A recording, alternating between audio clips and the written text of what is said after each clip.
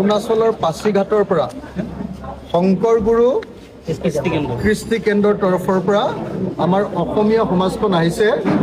এয়া 1,10,000 টকা তেওঁলোকে নিজ হাতেৰে 1,10,000 টকা মোৰ হাতত তুলি দিছে।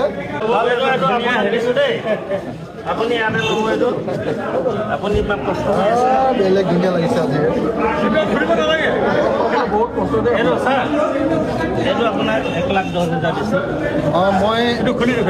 মই আপোনালোক সকলোকে আকৌ এবাৰ জনাবলগীয়া হ'ল যে অৰুণাচলৰ পাছিঘাটত ধুনীয়াকৈ আছে, আপুনি চিন্তাই নকৰিব। মই আপোনালোকক আকৌ এবাৰ জনাবলগীয়া হ'ল যে অৰুণাচলৰ পাছিঘাটৰ পৰা শংকৰ গুৰু কৃষ্টি কেন্দ্ৰৰ তৰফৰ পৰা আমাৰ অসমীয়া সমাজখন আহিছে। এয়া 1,10,000 টকা তেওঁলোকে নিজ হাতেৰে 1,10,000 টকা মোৰ হাতত তুলি দিছে শিৱসাগৰ সমষ্টিৰ বানপীড়িত লোকসকলক সহায় কৰিবৰ কাৰণে। মই গোটেই শিৱসাগৰ সমষ্টিৰ সকলো ৰাইজৰ হৈ বিধায়ক হিচাপে অৰুণাচলত বসবাস কৰা অসমীয়া সমাজখনক ধন্যবাদ আৰু কৃতজ্ঞতা জনাইছোঁ।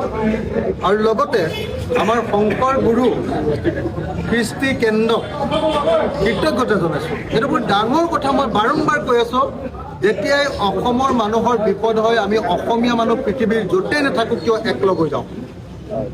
আজি অৰুণাচলৰ পৰা আহিছে দাদা। দাদা আপুনি সভাপতি নহয়? দাদাৰ নামটো কি? ৰঞ্জিত তামুলী। ৰঞ্জিত তামুলী। আপোনাৰ নাম? দীপক বৰা। দাদাৰ নাম?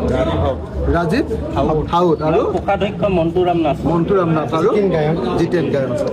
এখেতসকলে দেখিলে আপোনালোকে অসমীয়া সমাজখনে কেনেকৈ মোক 1,00,000 টকা 1,10,000 টকা আহি দান কৰিলে।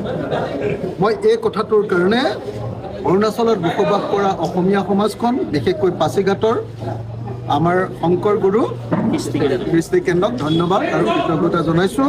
আৰু আশা কৰিছোঁ যে আমি এনেকৈ সদায় অসমীয়া সমাজখন একলগ হৈ থাকিম। বিপদে আপদে সদায় আমি এনেকৈ একলগ হৈ বিপদৰ পৰা উদ্ধাৰ পাবৰ কাৰণে চেষ্টা কৰিম। মই ধন্যবাদ আৰু কৃতজ্ঞতা জ্ঞাপন কৰিছোঁ। আমিও আশা ৰাখিছোঁ যিসকলে একেবাৰে মানে নাইকিয়া হৈ গৈছে দাদা, সেইসকলে এটকাকৈ হ'লেও যদি আমাৰ ফালৰ পৰা একদম দাদা আমি একদম আশা ৰাখিব আপোনাৰ হাতত সেইকাৰণে উঠাই দিছোঁ। ধন্যবাদ। চাইকেল লোৱা। আমি এতিয়া আপোনালোকৰ আমাৰ ছ'চিয়েল মিডিয়াটো